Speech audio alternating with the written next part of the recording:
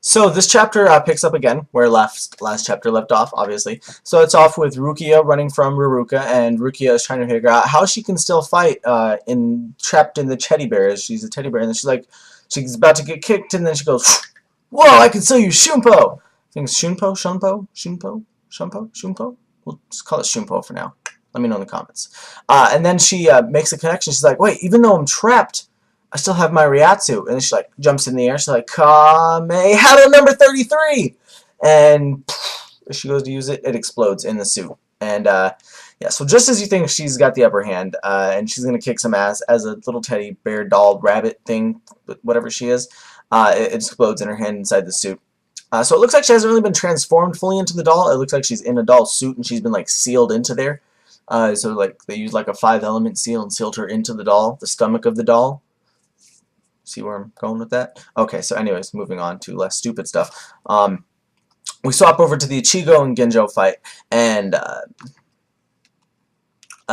basically we see Ishida's kind of like hiding out, scoping out Genjo's techniques, while they're all hiding basically. And Ichigo shows up to Ishida, and he's like, "Yo, got a plan?" And Ishida's like, "Nope, just scoping out his techs." And Ichigo's like, "Alright, I'm gonna go out there then." Ishida's like, "What?" And then like Ichigo's gone. So he goes up there, and Genjo basically baits Ichigo into using Getsuga Tensho. And she goes, "Getsuga Tensho!" and fire, and then Genjo goes, "Haha, Getsuga Tensho!" and fires his own Getsuga Tensho. And Ichigo just tanks it like a beast, of course, because Ichigo's a beast. But he still used a Getsuga Tensho, which is supposed to be Ichigo's move. And then, luckily, Ishida fires an arrow at Genjo out of nowhere, but Genjo dodges it. And Ishida basically explains to Ichigo, he's like, "Hey, you know, the fact that he used Getsuga, it's more than likely he's got all of your abilities, since he absorbs your full bring and stuff. So, that means that he's pretty much got all your abilities. So, what that means to me is that we're going to see Genjo use a Bankai. So, I'm going to call it right now, calling it, that we're going to see a Bankai versus Bankai fight, Ichigo versus Genjo. So that's just what I'm thinking right now is probably going to happen. Makes sense that he's got all his abilities like that. And yeah, it's probably what's going to happen. Let me know what you guys think about that in the comments below too. Anyways, we swap back to the Rukia versus Ruruka fight. And Ruruka's still trying to force the whole point that Fullbringers are more than normal humans. And Rukia's like, "You really believe that strongly, that you're not just a normal person?" And then she asks Ruruka, you know, "Is being not normal really such a valuable thing?" And Ruruka responds, "Of course it is. It's because we're not normal that we met Tsushikima." So, and then we get a panel of Byakuya and Tsushikima standing off. We see them standing off. And then she says, "It's also why Genjo saved us all." And then ... And then Ruruka goes on to tell Rukia that basically the phrase "survival of the fittest" actually doesn't exist in the matter that they all know it. It's not two-dimensional. And that she's going to show her the true meaning of survival of the fittest. And then the chapter ends. Sad face.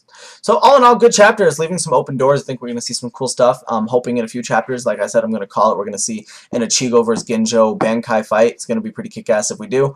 I think Kubo's doing a great job with this manga, so you all should write to him and tell him he's doing an awesome job and to keep it up. I think that's about all I got to say for this one.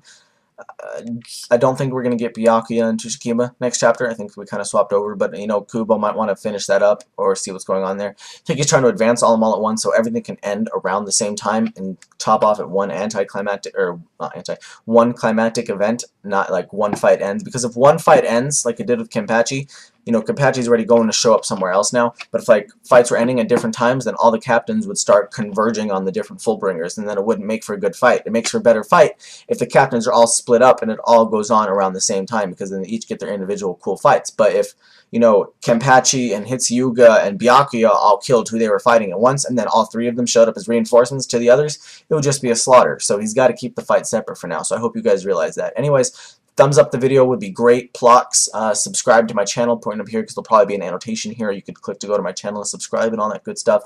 Thank you all for watching, and I'll see you later.